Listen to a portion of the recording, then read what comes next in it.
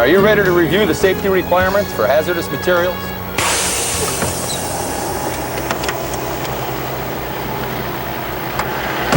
I'm Lou Grill.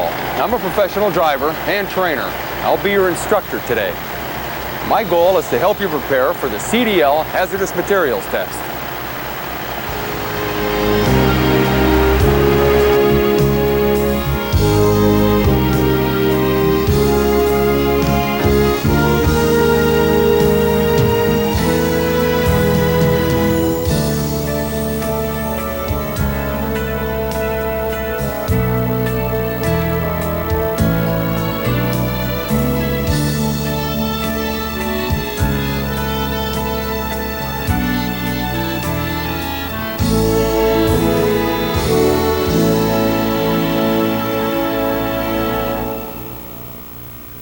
Welcome to the video review of the CDL Hazardous Materials Test.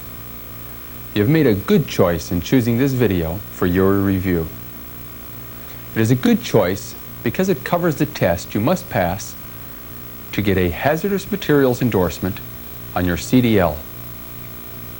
If you wish to drive a commercial motor vehicle that needs to be placarded for hazardous materials, you must pass the CDL Hazardous Materials Test.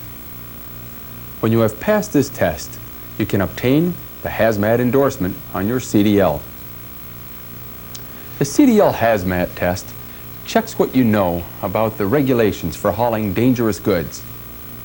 Every driver who wishes to haul materials covered by the Hazmat regulations must pass the test.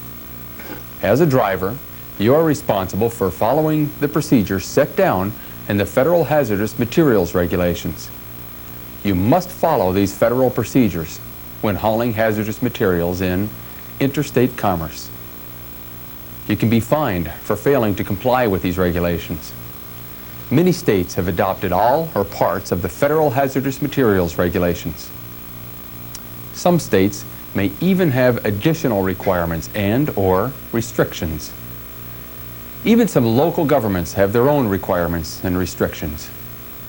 This means that when you are hauling hazardous materials, you must know what is required in every place you drive. You and I both know that this is an important factor, but during this video we will focus on the CDL and its knowledge requirements.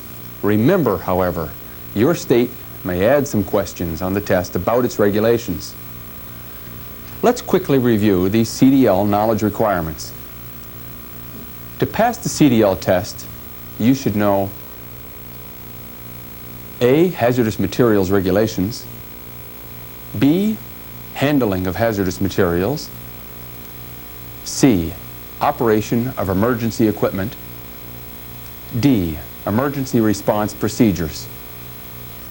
Your Career CDL Hazardous Materials Test Study Book, page 1, provides an outline of the material you will need to know under each of these knowledge areas. So, if you haul dangerous goods that require placarding, the CDL Hazmat test is for you. So is this video and the study book to be used with it. The video can be used with the study book or it can stand alone. One benefit of using the study book is that you can review everything covered in the video plus receive help in answering 50 questions that may be asked on your CDL test. Chances are your state will ask only 30 to 50 questions, but why not study them all? Plus, this gives you a good review of all the safe driving practices important to you. Now, here are some review strategies for using the video most effectively. 1. View the video part by part.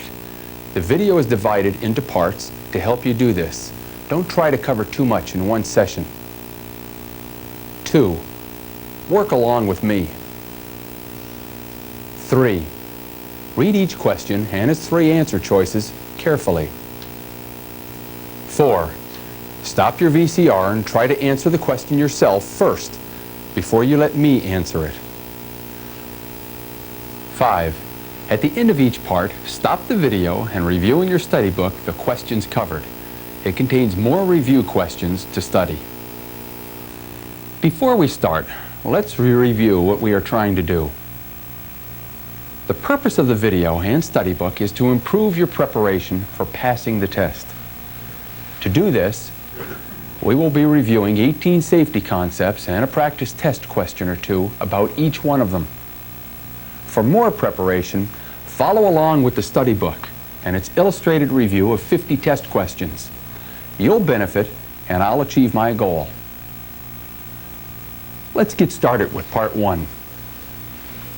Here's the concepts we'll cover. They are arranged in the same order in your study book, starting with the intent of rules, followed by special training, placards, regulated products, responsibility and certification. Here's the first question. It's about the intent of rules. The intent of hazardous materials regulations is to ensure safety, to contain the material, and A, to tax shippers correctly, B, to communicate the risk, or C, to allow state enforcement.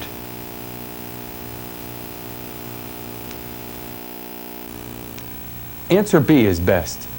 Many hazardous materials can injure or kill people. To protect drivers and others, the rules tell shippers how to package hazardous materials safely. Other rules tell drivers how to load, transport, and unload bulk tanks. These are called containment rules. Shippers must warn drivers and others about a material's hazardous qualities. They put warning labels on packages and describe materials in a way that clearly warns of the risk. There are rules for drivers too. As drivers, we must warn others if there is an accident or a leak. Placards are another way to communicate the risk. The intent of the rules is to make sure that 1. Hazardous materials are contained properly. Contained means that the materials are safely packed, loaded, transported, and unloaded. 2. The risks of handling and hauling these materials are communicated. This means that everyone involved in their handling and hauling knows the risk and is given proper warning. As drivers, we have the right to know. Our next question is about special training. A driver who transports route-controlled radioactive material must have had special training by the carrier within the last blank years. A, 2, B, 3, or C, 4.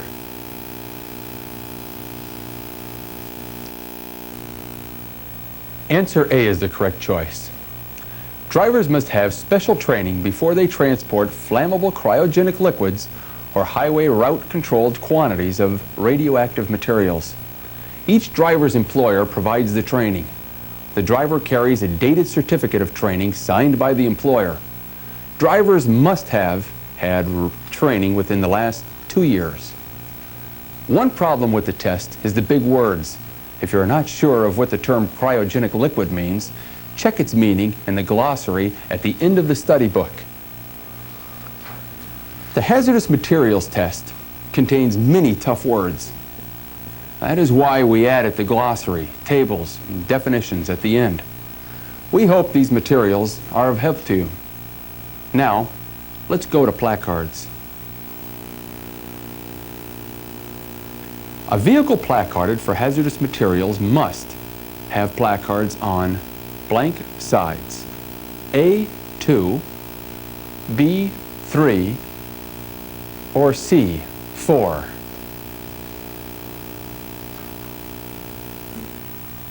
Answer C is correct. A vehicle placarded for hazardous materials must have placards on 4 sides. Placards are used to warn others of hazardous cargo. There are 19 DOT specification placards. They show the hazard class of cargo. A placarded vehicle must have at least 4 identical placards. They are placed on the front, rear, and both sides of the vehicle. Placards must be readable from all 4 directions. Our next 2 questions deal with regulated products. Another way of saying this is what products or materials are regulated by the rules. There are two lists that drivers, shippers, and carriers use to find out if a material is a regulated product. One of these lists is the A, list of hazardous substances and reportable quantities,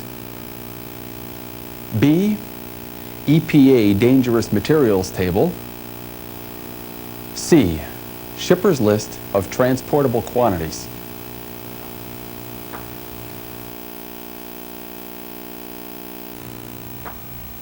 Answer A is correct, and here's why. There are two main lists used by shippers, carriers, and drivers. Before transporting an unfamiliar product, look for its name on both lists. Some are on both lists. Others may be on only one. Always check both lists.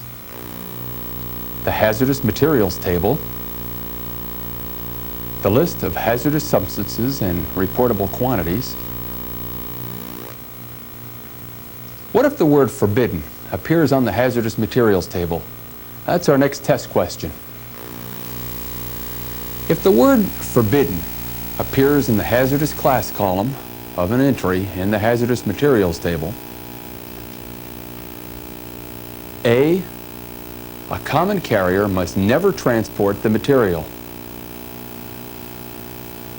B, a shipment of the material must never be larger than the RQ. C, the carrier may not open the package or container.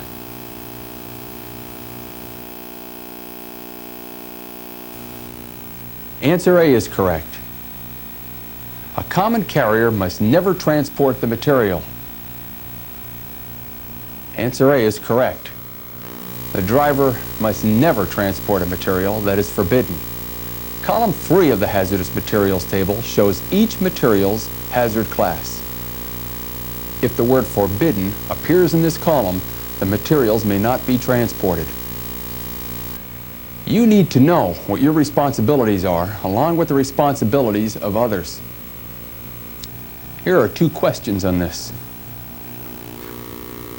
Who is responsible for safely transporting a hazardous materials shipment without delay and keeping the shipping papers in the right place?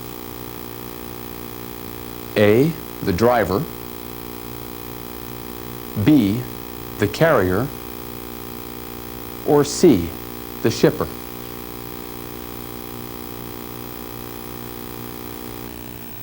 Answer A is correct. The driver is responsible for safely transporting the shipment without delay and keeping the shipping papers in the right place. The driver is responsible for making sure the shipper has identified, marked, and labeled the product, refusing leaking shipments, placing placards, if needed, on the vehicle when loading, safely transporting the shipment without delay, following all special rules about transporting hazardous materials, keeping shipping papers for hazardous material in the proper place. The carrier and shipper also have hazmat responsibilities. Here's another question on this. Who is responsible for checking that the shipper correctly named, labeled, and marked a hazardous material shipment? A, shipper. B, manufacturer. C, carrier.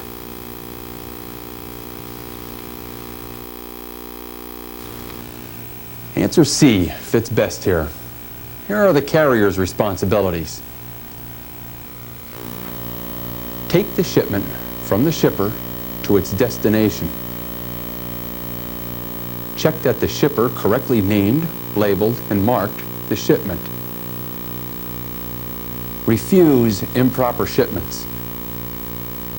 Report accidents and incidents involving hazardous material to the proper government agency. Now, our last question for part 1 of the video, and it's about certification.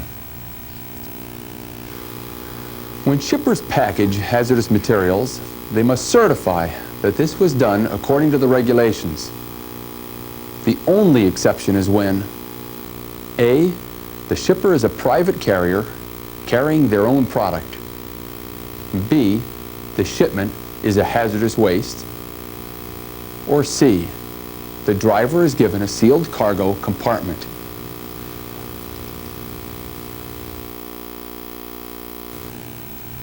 Answer A is the only exception. The shipper certifies that the package has been prepared according to the regulations when a hazardous material is packaged.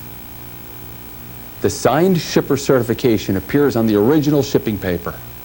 The only exception is when a shipper is a private carrier transporting their own product in their own packaging.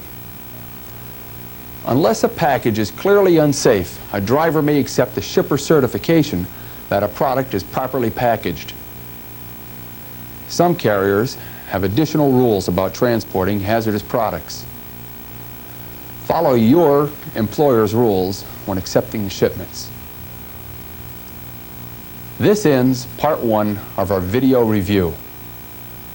You may want to review your study book at this time.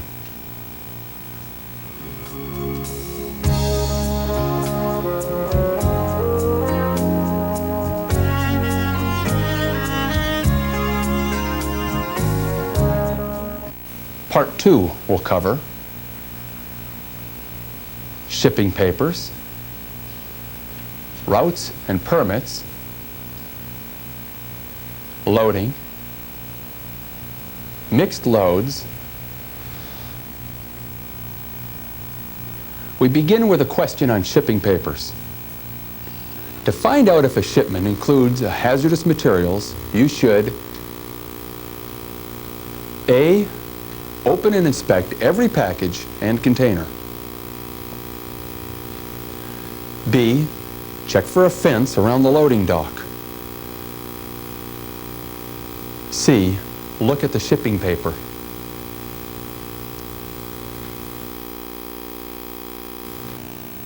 Answer C is correct. Look at the shipping paper. Learn to recognize shipments of hazardous materials. To find out if the shipment includes a hazardous material, look at the shipping paper. Does it have an entry with a proper shipping name, hazard class, an ID number, a highlighted entry? There are other clues that suggest hazardous materials. What is the business of the shipper? Paint dealer, explosives, munitions, or fireworks dealer? What type of packaging is being shipped? Cylinders and drums are often used for hazardous material shipments.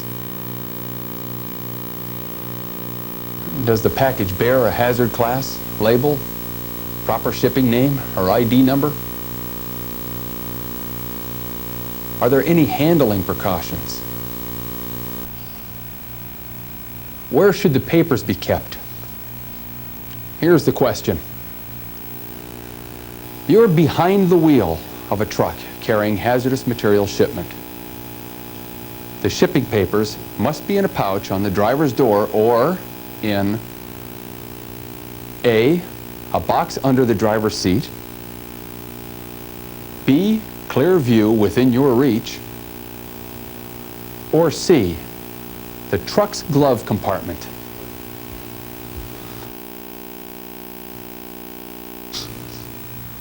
Did you select answer B?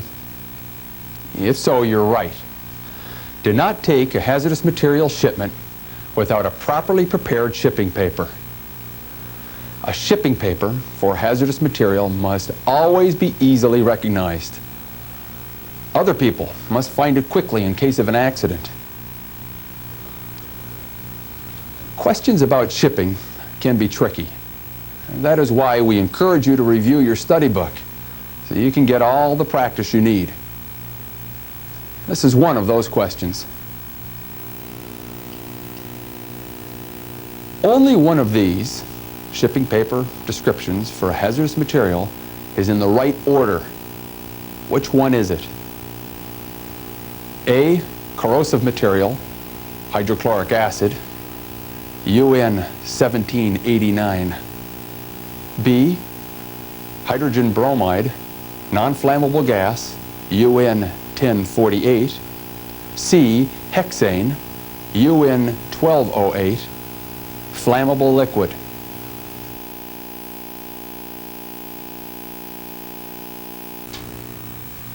Answer B is correct. This question is not as hard as it appears if you remember the right order.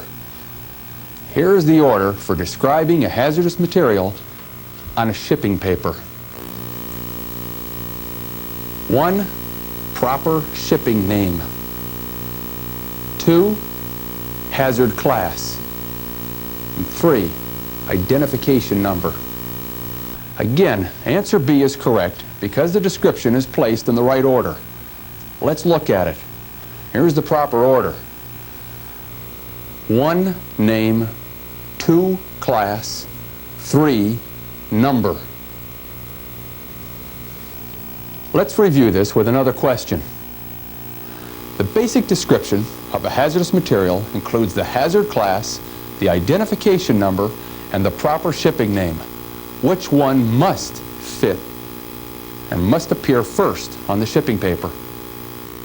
A, the hazard class, B, the proper shipping name, or C, the identification number.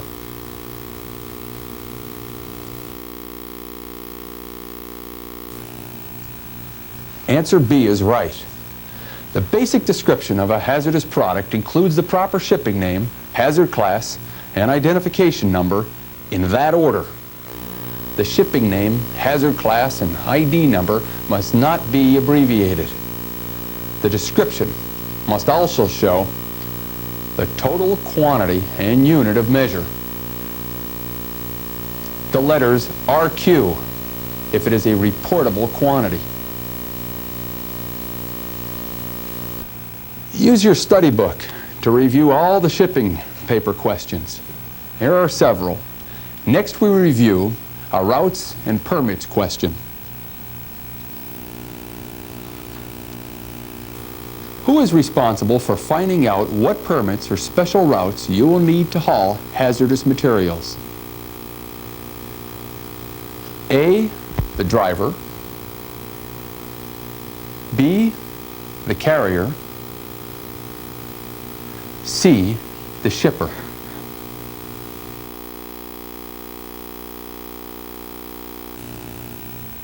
Did you select answer A? If so, you're correct. Some states and counties require permits to transport hazardous material or waste. They may limit the routes that the driver can use. Local rules about routes and permits change often.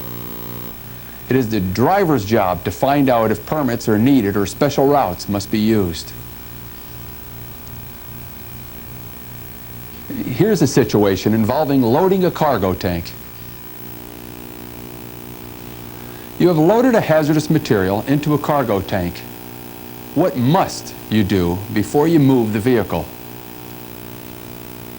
A, call Chemtrek by phone and tell them where you are going. B, have the loading observers sign off on the shipping papers. C, close all manholes and valves and be sure they are free of leaks.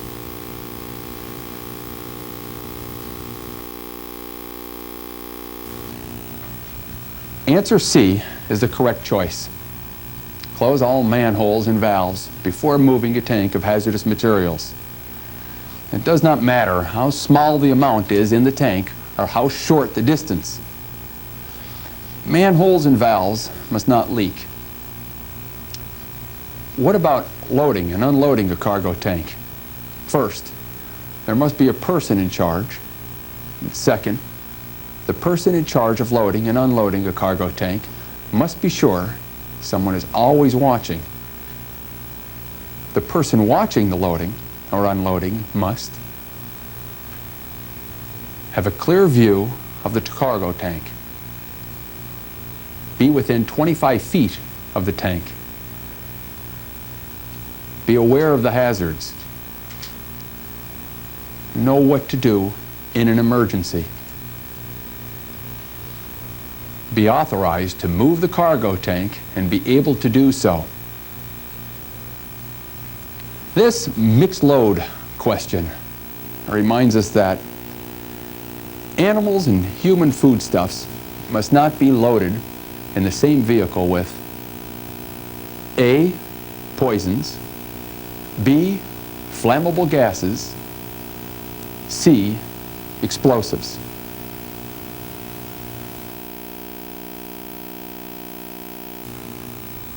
Answer A, poison, is correct. Never load a package labeled poison, poison gas, or irritant in the driver's cab or sleeper or with foodstuffs for human or animal consumption. The rules require some products to be loaded separately. The study book has a table with some names of what not to load in the same vehicle. This concludes part 2. Remember to review your study book for extra practice questions.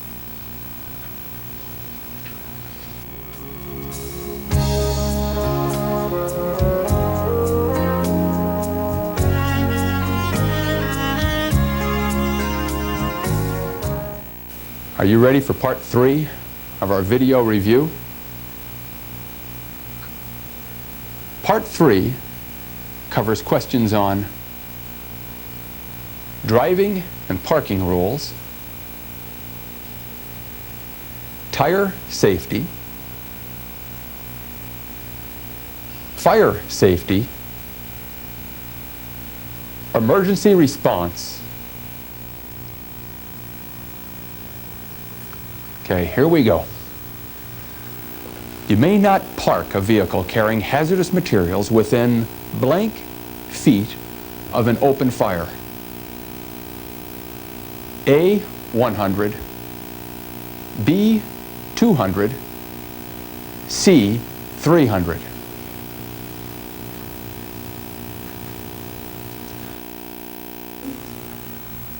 You cannot park within 300 feet of an open fire. You may park a placarded vehicle not carrying explosives within 5 feet of the traveled part of the road only if your work requires it, and you may do so only briefly. Someone must always watch the vehicle when it is parked on a public roadway or shoulder. Do not uncouple a trailer carrying hazardous material and leave it on a public street. Answer C is correct. Be careful at railroad crossings. A railroad crossing is ahead of you and you are hauling hazardous material. When you stop for the crossing, you can stop as far away as blank feet from the nearest rail. A, 25, B, 50, or C, 75.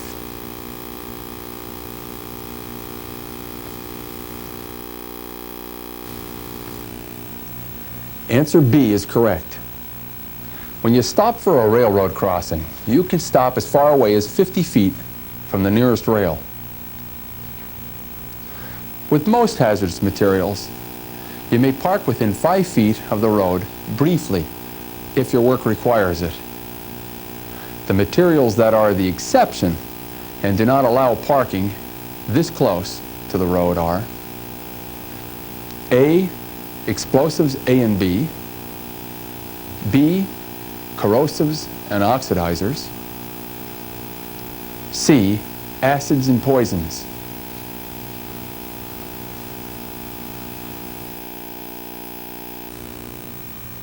Answer A is correct. Never park with explosives A or explosives B within 5 feet of the traveled part of the road, unless your work requires it. Do not park within 300 feet of a bridge, tunnel, or building, a place where people gather, an open fire. If you must park to do your job, do so only briefly. Do not park on private property unless the owner is aware of the danger. Someone must always watch the parked vehicle. You can leave your vehicle unattended in a safe haven. A safe haven is a government-approved place for parking unattended vehicles loaded with explosives.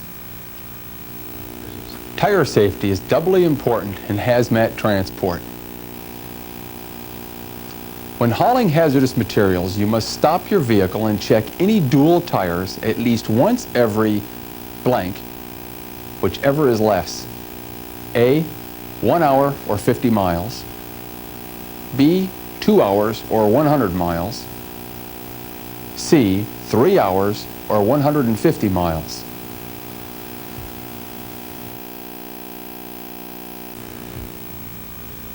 Answer B is correct. Check placarded vehicles with dual tires at the start of each trip and when you park. You must stop and check the tires every 2 hours or 100 miles, whichever occurs first. You find an overheated tire during an en route inspection. If you are hauling hazardous materials, you must A, wait at least 2 hours before continuing your trip. B, cool the tire, then check it every 2 hours. C, remove the tire and place it at a safe distance from the vehicle.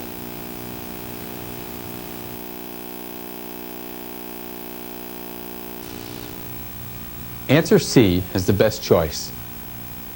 Remove any overheated tire. Place it a safe distance from your vehicle. Do not drive until you correct the cause of the overheating. Remember the rules about parking and watching placarded vehicles. Follow them when checking your tires or repairing or replacing them. Fire safety is our next consideration. Whenever your vehicle is placarded, do not drive near an open fire unless you A, are equipped with fire sprinklers. B, have LTL of a non-flammable material. C, can safely pass the fire without stopping.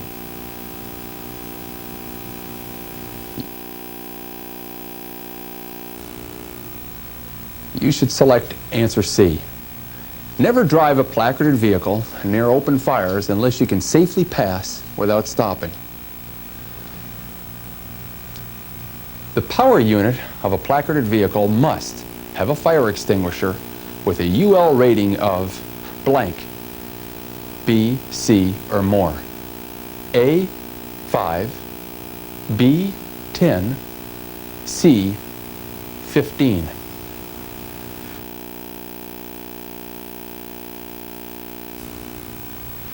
Answer B is the correct rating. The fire extinguisher must have an Underwriter's Laboratory, UL, rating of 10 B, C, or more. What is the driver's responsibility in an accident or emergency response situation? If you are in an accident involving hazardous materials, you should A, tell only the emergency response team about the hazard. B, keep all people as far away and upwind of the accident. C, prevent a panic by acting like nothing is wrong.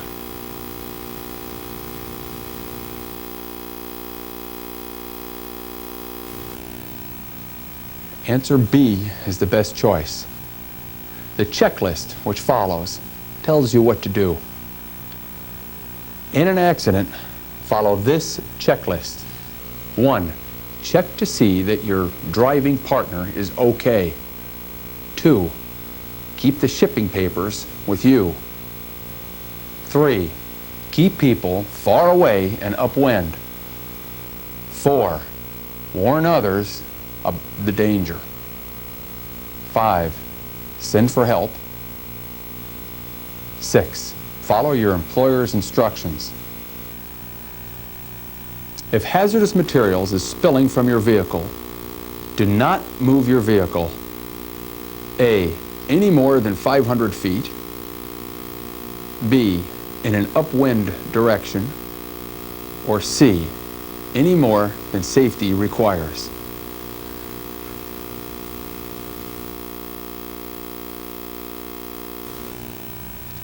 Answer C is the best choice here. If hazardous material is spilling from your vehicle, do not move it any more than safety requires. You may move off the road and away from places where people gather if it is safe to do so. Only move your vehicle if you can do so without danger to yourself or to others. Never keep on driving with hazardous material leaking from your vehicle, even to find a phone booth, truck stop, or help. Remember, the carrier pays for the cleanup of contaminated parking lots, roadways, and drainage ditches. The costs are enormous, so do not leave a long trail of contamination. If hazardous material is spilling from your vehicle, park it. Secure the area. Stay there. Send someone else for help. Hauling explosives is a special situation anytime. This situation is an example. A vehicle carrying explosives has crashed with another vehicle. You should not pull them apart until A, the shipper's loading foreman is present. B, the explosives have been placed at least 200 feet away from the vehicles and occupied buildings. C, at least 30 minutes have passed.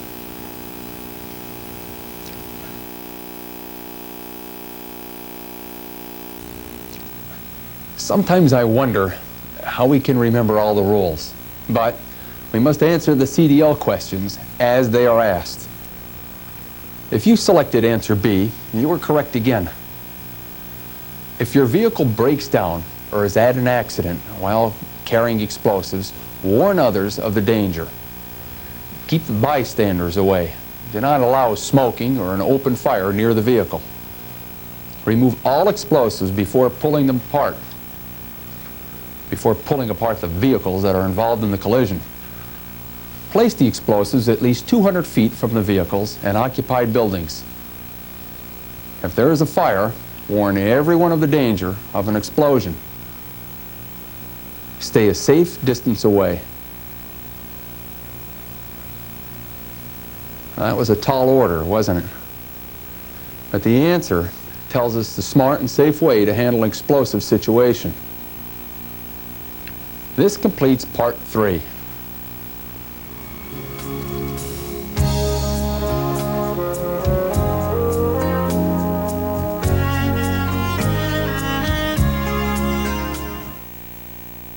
Part 4 of our video review covers radioactive materials, explosives, chlorine, hazardous waste, CDL endorsement.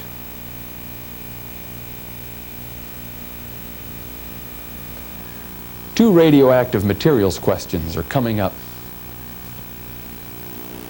The transport index of a radioactive material, A, is another way of writing the weight of the package. B, tells the degree of control needed during transportation. C, is something that only the shipper needs to worry about.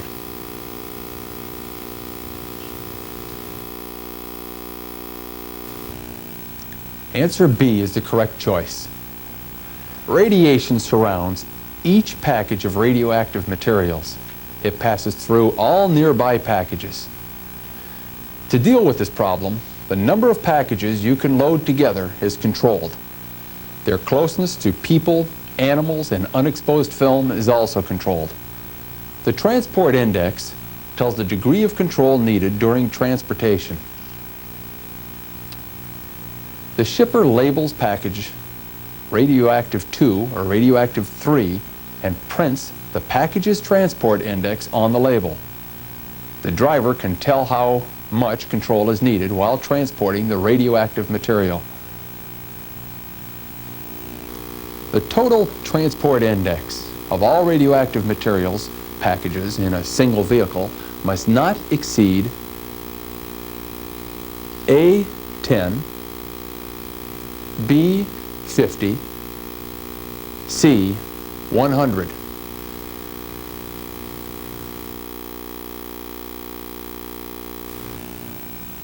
Answer B is correct. The total transport index of all packages in a single vehicle must not exceed 50. Our next set of questions are on explosives.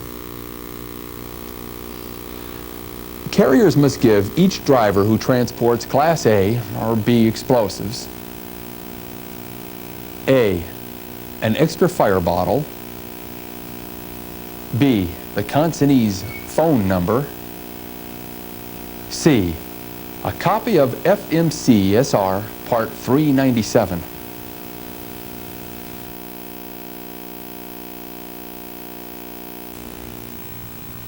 You should select answer C. A carrier must give each driver transporting Class A or Class B explosives a copy of FMCSR Part 397. It's Motor Carrier Safety Regulations, Part 397. Deals with the transportation of hazardous materials, the driving and parking rules. The rules require that the carrier must also give the driver written instructions on what to do if he or she is delayed or in an accident. The written instructions must include the names and telephone numbers of people to contact, including carrier agents or shippers, the nature of the explosives transported, the precautions to take in emergencies such as fires, accidents, or leaks. Which of the following must drivers have in their possession while transporting Class A or B explosives? A, the carrier's insurance policy, B, the written route plan, C, both of the above.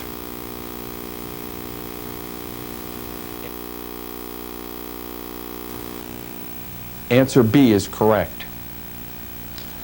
If a driver is transporting Class A or Class B explosives, he or she must have a written route plan and follow that plan. Carriers prepare the plan, the route plan, in advance and give the driver a copy. A driver may plan the route if the explosives are picked up at a location other than the employer's terminal.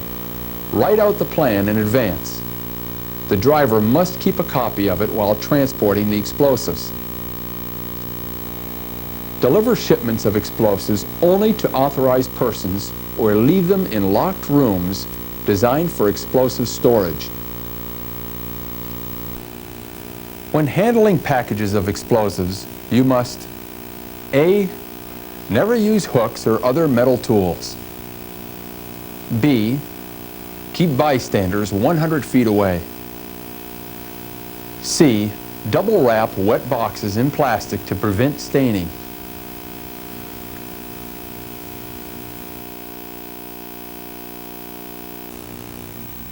Answer A is best here.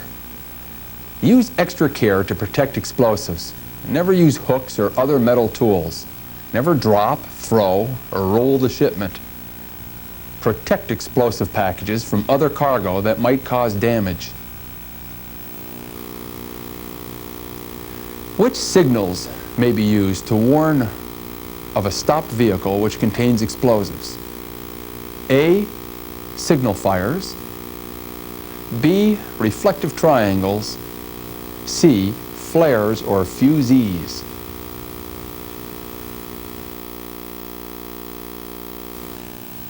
Answer B is the correct choice here.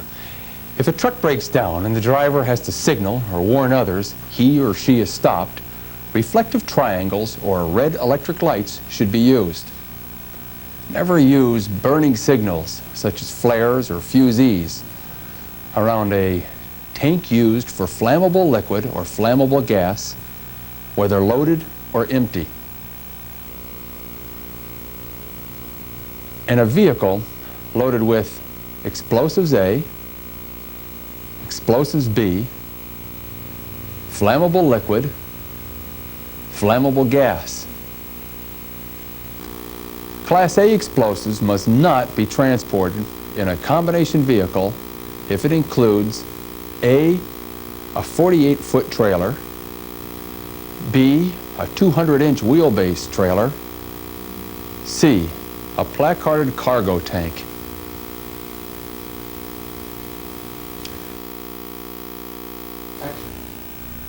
Answer C is the correct choice. Do not transport explosives A in vehicle combinations if there is a placarded cargo tank in the combination, the other vehicle in the combination contains initiating explosives, radioactive materials labeled yellow 3, Class A or Class B poisons, hazardous materials in a portable tank. A vehicle contains 500 pounds each of explosives A and B. You must use A, explosive A placards, B, dangerous placards, C, blasting agents placards.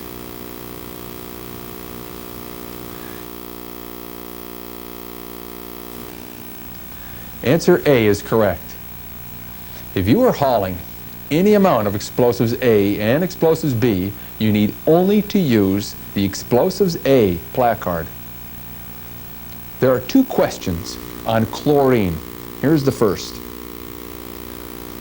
When transporting chlorine in cargo tanks, you must have A, an approved gas mask, B, an emergency kit for controlling leaks and fittings on the dome cover plate, or C, both A and B.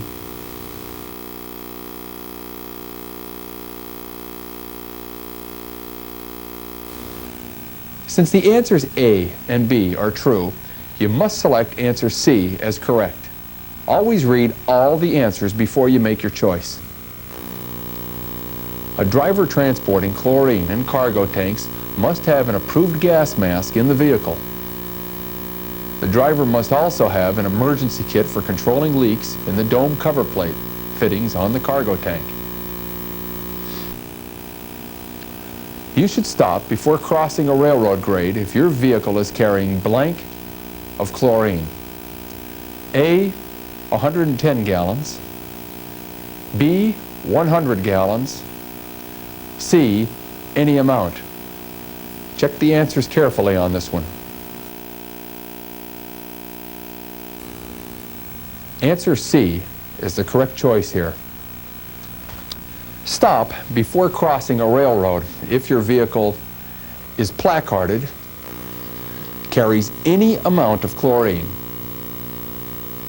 has cargo tanks, whether loaded or empty, used for hazardous materials. Here's a question on hazardous waste. Ready? A properly prepared uniform hazardous waste manifest, A, must be signed and carried by anyone transporting a hazardous waste. B, is the same as any other shipping paper. C, is required only if there is a loss of cargo during transport.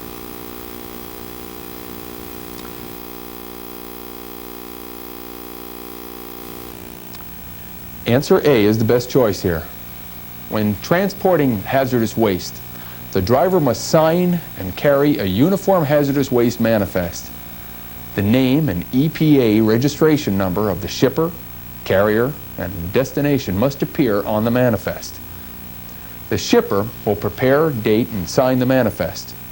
Treat the manifest as a shipping paper when transporting the waste. Deliver the waste shipment only to another registered carrier or treatment facility. Each carrier transporting the shipment must sign the manifest. After the driver delivers the shipment, he or she should keep a copy of the manifest. Each copy must have all signatures and dates required, including those of the person to whom the waste was delivered. Our last practice question is about your CDL and its hazmat endorsement. You do not have a hazardous material endorsement on your commercial driver license. When can you legally haul hazardous materials? A, never. B, only when the load is placarded. C, only when the shipment does not cross state lines.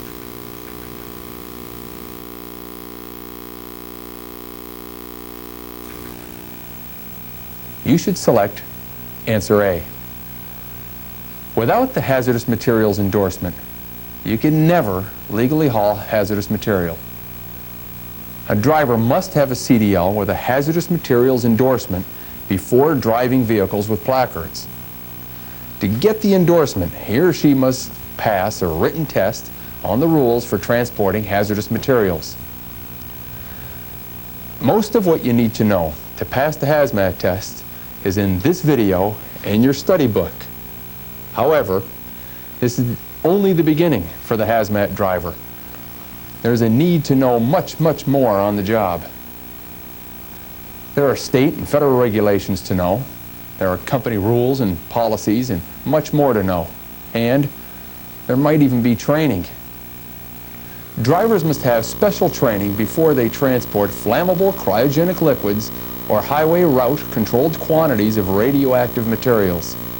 Each driver's employer provides the training. The driver carries a dated certificate of training signed by the employer. Drivers must have had this training within the last 2 years. Yes, there's much more than just the CDL test. Yet, the CDL test is a good start, and you'll do well on the test. This ends our review of the CDL Hazardous Materials Test. I hope you have found this video practice helpful. A review of your Hazardous Materials Test study book will be very helpful also. Remember, it contains all the questions found in this video plus others. It also contains a complete practice test, a test similar to your state's hazmat test. Good luck with your CDL tests, and thanks for joining us. It was good to be with you.